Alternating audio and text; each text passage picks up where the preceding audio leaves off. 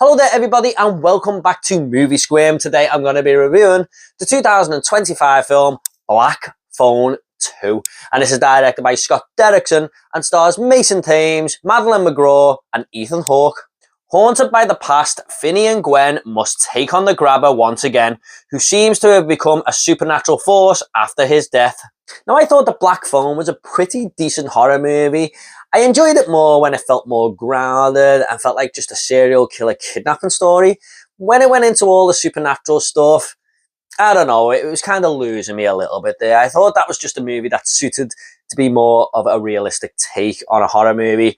But going into this one, I had kind of just accepted that because that's how that first movie played out, and it's been a while since that movie released.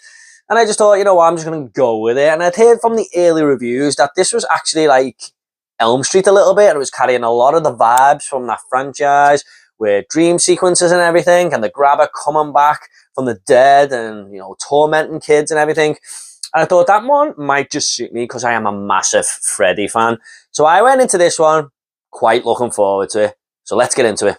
I gotta say here, the grabber was such a step up from the first film. I did like him in the first film, of course, but here, he just feels a lot more sinister, a lot more evil, and has a commanding presence on screen. Every time he comes into the movie, you sit up and take notice. It feels like he is on such a revenge mission to Finney and to hurt everyone around him and take great pleasure in that. There's nothing more scary than a villain who just shows no remorse whatsoever and shows that he wants to hurt you and take, you know, so much fun out of hating and killing people, and that's exactly what the grabber does here. Ethan Hawke brings a terrifying performance once again here. The whole look of him and everything just looks awesome, and I gotta say, you know, every time he came into the film, it was the best part of the movie.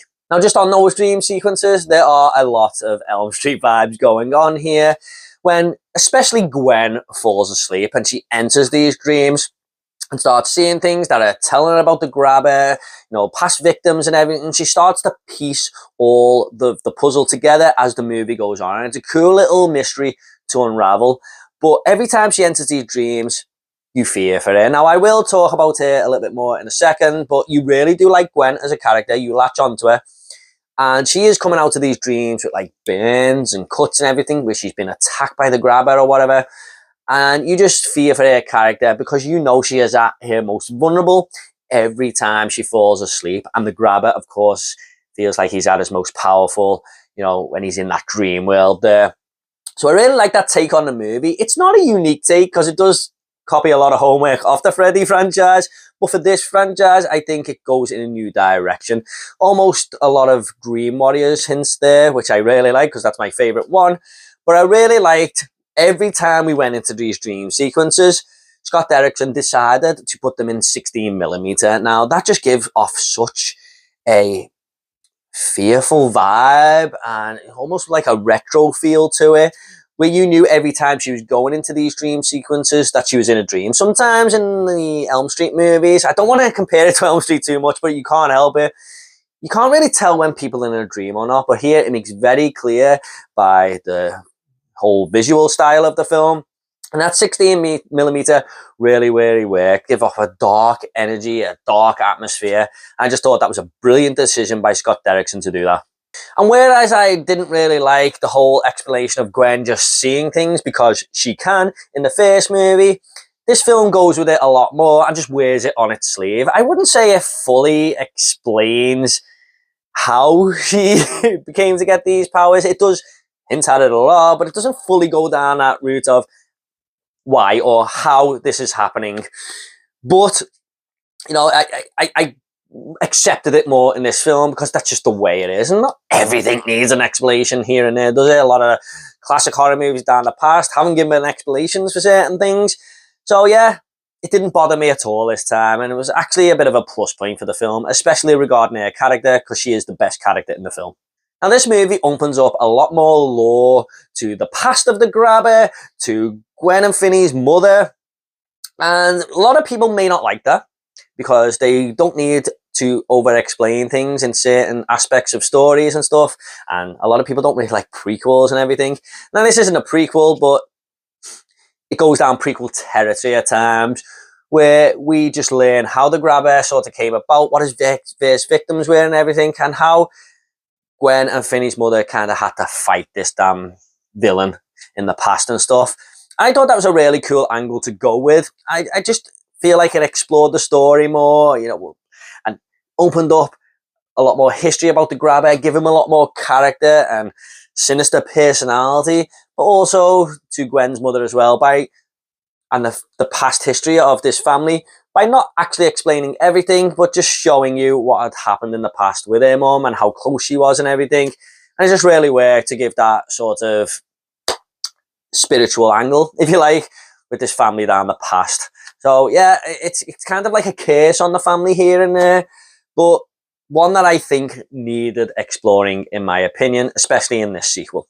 Now, what felt really unique about this film is that it all takes place in a camp. Now, a lot of movies that you see at summer camps and everything are, in fact, in the summer, hence the word summer camp. But this one, there's an actual blizzard happening here, and it's only like a bunch of characters here who are coming before all the campers get there and everything, but they are absolutely snowed in. The lake is frozen over. It's like a real storm coming here and there. And I think this was something very unique that I hadn't seen before in horror movies. A summer camp that is doing the opposite in the winter, if you like. And this snowy setting and everything totally worked for the film, give off even more dark atmosphere. You know, it felt a lot more dangerous for the characters when there's just like snowstorms in front of them and everything.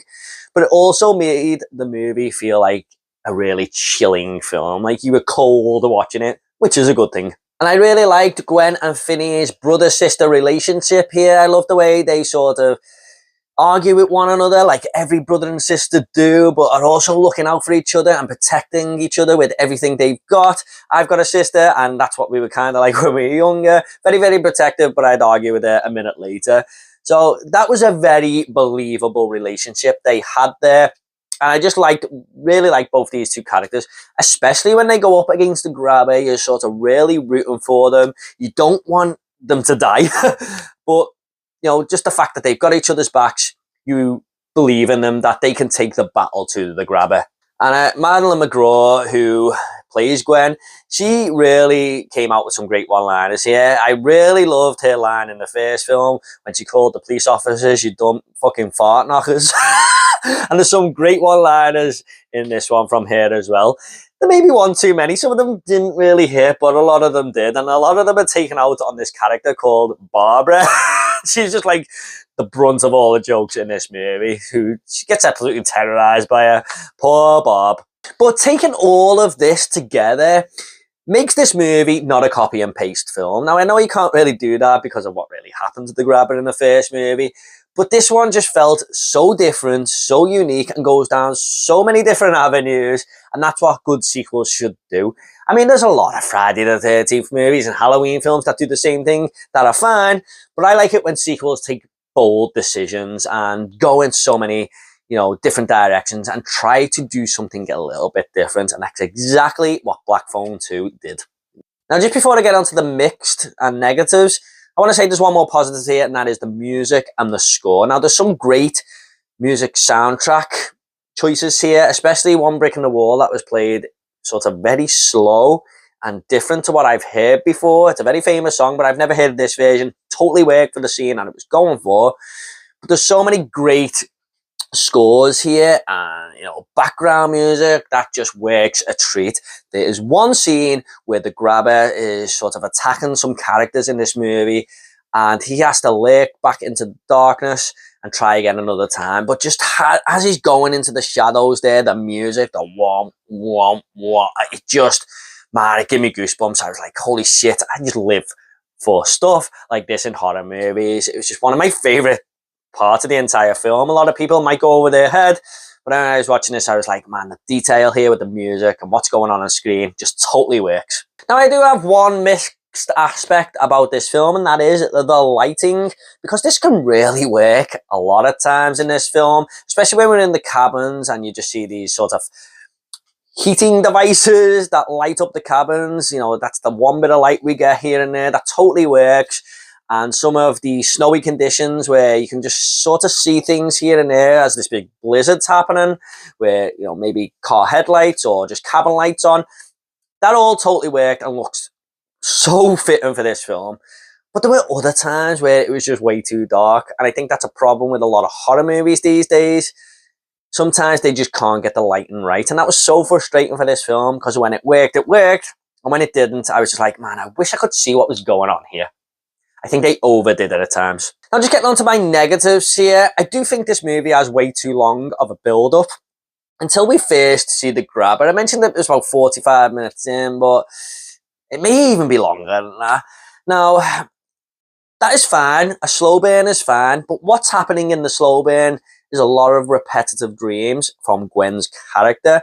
Now, it's fine when you see them for the first couple of times and Finney's talking to people on the phone who are sort of lost because they're stuck in like a limbo. But it just happens a lot until we get to that point where we start taking on the grabber. And I do think this could have been cut a little bit. A lot of people won't mind this slow burn, and you know, it is a more of a minor nitpick because I didn't hate it, but I do think we could have got there a little bit quicker. It does feel like a real patient waiting game till things really get going. But once they get going, they go. And because of this, I feel like we miss out on the grabber a lot in this film. I would really have loved to see more of the grabber in this because he's such a badass villain. And like, if you think of Freddy movies, he's kind of here and there, you know, throughout the film. But this one, yeah, he doesn't really kick into action until that midway point. And that was such a shame because, like I said, they were the best scenes in the entire film when the grabber was on screen. So yeah, really would have liked to see just a little bit more of him. I think that's kind of a missed opportunity. Hopefully they'll make a third one and we'll see a lot more of him because he has got a lot of potential, I think. But yeah, not quite in this movie. Just a little bit more we needed. Also, there's a few unnatural exposition dumps here. Now, there's nothing wrong with exposition here and there, but I like it when you kind of just don't notice and it's just caught in between the dialogue as characters are sort of doing things in the movie to move the plot forward. But here, there's a few times where characters are just standing in the room, talking, and then sort of saying, so we can get the grabber like this, and we have to do this, and that's what this means. So that's why the grabber's here. And it's like just explaining to the audience, really, in like one big scene. The movie Abigail was pretty bad for doing this. There's two big massive expedition dumps in that movie where characters are standing in the room and explaining things to the audience.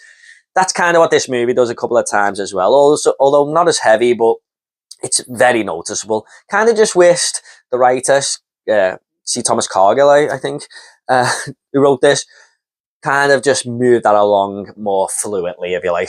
Okay, guys, I'm just going to go ahead and rate this movie now. I'm going to give Black Phone 2 an 8 out of 10. I had a few expectations for this film going in, and they delivered. Okay, guys, at the end of these reviews, I always like to leave a little fun fact. Now, a fun fact for Black Phone 2 is that C. Robert Cargill actually got the concept for this sequel from Joe Hill. Now, Joe Hill wrote the short story of Black Phone, but he didn't write this sequel. However, he gave him the idea by just saying to him, how about this? The grabber starts phoning from hell. And that's how it came about. Hey guys, hope you all enjoyed this review. What did you think of the Black Phone 2? Please do let me know in the comments down below. If you want more 2025 horror movie reviews, they'll be in the link down below as well. Please give this video a like and subscribe to this channel if horror is your sort of thing. Thanks so much, guys. You all take care, and I'll see you all in the next video.